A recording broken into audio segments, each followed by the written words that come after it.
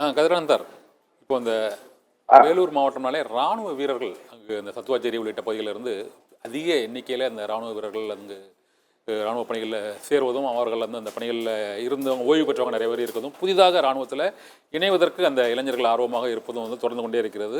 இல்லை, இந்த ராணுவ வீரர்களுக்கான ஒரு தனி மருத்துவமனை மற்றும் இந்த ராணுவ பயிற்சி மையம், அந்த கோரிக்கையும் இங்கே கடந்த முறையாக அந்த கோரிக்கை கொடுத்ததுன்னு நினைக்கிறேன். அது நிறைவேற்றுவதில் என்ன சார் ஏதாவது சிக்கல் இருக்கா அதில்? இல்ல ராணுவ பயிற்சி மையம் நான் கோரிக்கை கொடுக்கல. அதாவது வேலூர் மாவட்டத்துல ராணுவ வீரர்கள் எக்ஸர்வீஸ் பண்ணோம், ராணுவ வீரர்கள் நிறைய இருக்காங்க, இந்த பகுதியில் இருக்காங்க. அதுக்காக தான் நான் அவங்களுக்காக ஒரு கேந்திரிய வித்யாலயா பள்ளி ஒண்ணு வேணும்னு சொல்லி ஒரு கோரிக்கை வச்சு மாநில சர்க்கார் 10 ஏக்கர் நிலம் அதுக்காக ஒதுக்கி இருந்தாங்க காட்பாடி பகுதியில. ஆனா அதுக்கும் மத்திய சர்க்கார் புதிய பள்ளிக்கூட வளாகம் கட்டுறதுக்கோ அட்மினிஸ்ட்ரேட்டிவ் ஃபண்ட்ஸோ எதுவுமே ஒதுக்கல.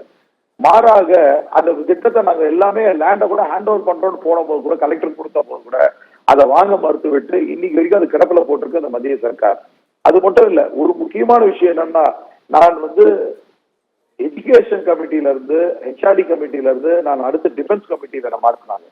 டிஃபென்ஸ் கமிட்டியில இருக்கும் பொழுதுதான் ராணுவ வீரர்களுக்கான மருத்துவ செலவுகள் ஒரு ராணுவ வீரன் இருக்கக்கூடிய எக்ஸ் மிலிட்டரி ஃபேமிலி அல்லது மிலிட்டரி ஆபீசர் யாரா இருந்தாலும் அவங்க குடும்பத்துக்கு அரசாங்க செலவில் மருத்துவ சிகிச்சை மேற்கொள்ளப்பட வேண்டும். இது நீதி, இதுதான் சட்டமும் கூட. அப்ப என்ன பண்ணாங்க, இவங்க எல்லாம் தனியார் ஹாஸ்பிட்டல்ல போய் ட்ரீட்மெண்ட்டுக்கு போவாங்க. போன உடனே அந்த பில் கிளைம் அவங்க மத்திய சர்க்கார் பில்லை அவங்க சப்மிட் பண்ணோம். அப்போ டிஃபென்ஸ் கமிட்டியில நான் உட்கார்ந்து இருக்கும் போது இந்த சப்ஜெக்ட் அங்க டிஸ்கஷன் வந்த பொழுது நான் சண்டை போட்டு இந்த மாதிரி நீங்க பண்றீங்க. அவங்க இப்ப என்ன ஆயிடுச்சுன்னா, வேலூர்ல இருக்கக்கூடிய ராணுவ வீரர்கள் ஒரு ஹாஸ்பிட்டலுக்கு இங்க இருக்கக்கூடிய பெரிய பெரிய ஹாஸ்பிட்டலுக்கு போனா கூட அவங்க ட்ரீட்மெண்ட்டை அக்செப்ட் பண்ண மாட்டேன்றாங்க. இல்லைங்க, எக்ஸ் மிலிட்டரி மேனா, சாரி சார், எங்களுக்கு நிறைய பில்ஸ் பெண்டிங் இருக்கு, எங்களால இப்ப கிளியர் பண்ண முடியாது, நீங்க வேற ஹாஸ்பிட்டல் பாத்துங்க அப்படின்னு சும்மா ஒரு முதலுதவி சிகிச்சை மட்டும் பண்ணிட்டு அனுப்பிடுறாங்க. உடனே இவங்க வேற வழி இல்லாம சொந்த காசு போட்டு பண்றாங்க, இல்ல அரசாங்க ஹாஸ்பிட்டலுக்கு போறாங்க. இதை தெரிஞ்சுதான் நான் டிஃபென்ஸ் கமிட்டியில ஒரு பெரிய இஷ்யூ ரைஸ் பண்ணி, ஈவன் பைனான்ஸ் பில்லுல பேசும்போதும் இதை பத்தி பெரிய ரகலை பண்ண பார்லிமெண்ட்ல அப்புறமா தான் டிஃபென்ஸ் கமிட்டியில இந்த நோட் வந்த பொழுதுதான் உடனடியாக வேலூர் மாவட்டத்துக்கு எவ்வளவு பணம் தேவைன்றத லிஸ்ட் எடுத்து எல்லா அந்த பிரைவேட் ஹாஸ்பிட்டல் பில்ஸையும் நான் செட்டில் பண்ணிட்டு இன்னைக்கு அவர்கள் தனியார் ஹாஸ்பிட்டலுக்கு போனாங்கன்னா அவங்களோட மெடிக்கல் எக்ஸ்பென்சஸை மத்திய சர்க்கார் கரெக்டா செட்டில் பண்றாங்கன்னா அதுக்கு நான் எடுத்த முயற்சி தான் காரணம். அது மக்களுக்கு எல்லாருக்கும் தெரியாது.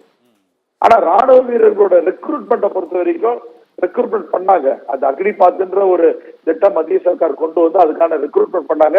அதுலயும் நிறைய முறைகேடுகள், அது விளம்பரம் சரியா படுத்தப்படவில்லை. அதே மாதிரி அந்த தேர்வுக்கு வந்தவங்களுக்கான சரியான விளக்கம் கொடுக்கப்படவில்லை. அது மட்டும் இல்லாம அவங்களுக்கு அந்த கொஸ்டினர், அதே மாதிரி அந்த ட்ரைனிங் என்னென்ன ப்ரீ ரிக்வயர்மெண்ட் எதுவுமே சரியாக கொடுக்கல. அதுக்கான ஏற்பாடு கொடுக்கல. இன்னும் வெக்கத்தை விட்டு சொல்லணும்னா, சரியான வெயில் காலத்துல அந்த ராணுவ ஆள் சேர்ப்பு பணி அங்க வேலூர்ல காட்பாடியில இருக்கக்கூடிய அந்த விளையாட்டு அரங்கத்துல நடந்தது. அதுக்கு அவங்க ஒதுக்கின பணம் அந்த ஷாமியானா போடுறது கூட பத்தல. ஆனா நான் தான் போய் கூப்பிட்டு சொல்லி, அதுக்கு என்ன காசாலும் பரவாயில்ல, நான் கலெக்டர் மூலியமா கொடுக்கல, என் பணத்தை கொடுக்குறேன்னு சொல்லி பூரா ஷாமியானா கொற்ற வெயில மயக்கப்பட்டு விழுந்துட்டு இருந்தாங்க. அப்புறம் ஷாமியானா போட சொல்லி அவ்வளவு ஒண்ணு கூட கொஞ்சம் கூட அதுல எந்த வகையான முன்னெச்சரிக்கை நடவடிக்கை. திடீர்னு அதிகாரிகளுக்கு மட்டும் ஏசி வண்டி உட்காந்துக்கிட்டு நல்லா ஷாமியானா போட்டு உட்காந்துக்கிட்டு இருந்தாங்க. ஆனா எதுக்கு ராணுவ இன்டர்வியூக்கு வந்தவங்க பூரா வெய்யக்காட்டுல உட்காந்துட்டு இருக்காங்க. அவங்க மிலிட்டரியில நாளைக்கு பணியில இருப்பாங்க, மழையில இருப்பாங்க, அது வேற விஷயம். பட் ரெக்ரூட்மெண்ட் ஸ்டேஜ்லயே வெட்ட வெளியில உட்காந்து நிறைய 20-25 பேர் மயக்கப்பட்டு விழுந்தாங்க. அப்புறம் பூரா நான் போய் இறங்கி எல்லாம் ஷாமியானா போட்டு இதெல்லாம் பண்ணுங்கன்னு சொல்லி இந்த டிஃபென்ஸ் ஆபீசர்ஸ் எல்லாம் சத்தம் போட்டு, அப்புறம் அந்த கர்னலுக்கு போன் பண்ணி சொன்ன உடனே please do it, it is all unethical சொல்லி சத்தம் போட்ட உடனே அதெல்லாம் பண்ணி கொடுத்தாங்க. அதனால ஒரு அறவே கட்டத்தனமா தான் இந்த மத்திய சர்க்கார் இந்த திட்டங்களை தான் பண்ணிக்கிட்டு இருக்காங்க.